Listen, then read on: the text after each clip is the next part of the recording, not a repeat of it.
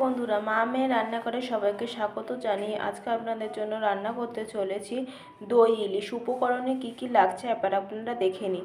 এখানে ইলিশ মাছটাকে নুন হলুদ দিয়ে মাখিয়ে রাখা হয়েছে, কাশ্মীরি লঙ্কার গুঁড়ো, শুকনো লঙ্কার গুঁড়ো, জিরে গুঁড়ো, ধনে গুঁড়ো, নুন, হলুদ গুঁড়ো, টক দই, চেরা কাঁচা লঙ্কা।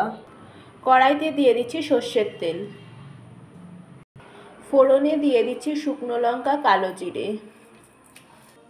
মশলা বানানোর জন্য প্রথমে দিয়ে দিচ্ছি হলুদ গুঁড়ো, জিরে গুঁড়ো, শুকনো লঙ্কা গুঁড়ো, কাশ্মীরি লঙ্কার গুঁড়ো, ধনে গুঁড়ো, চিনি, জল দিয়ে মেখে নিচ্ছি।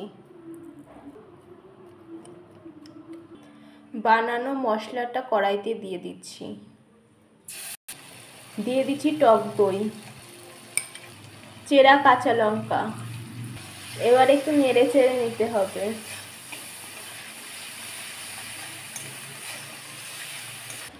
এবার মাছটা দিয়ে দিচ্ছি,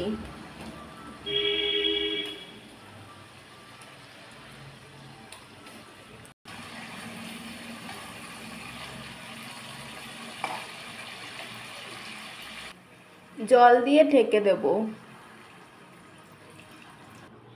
ঢাকনা খুলে নিচ্ছি।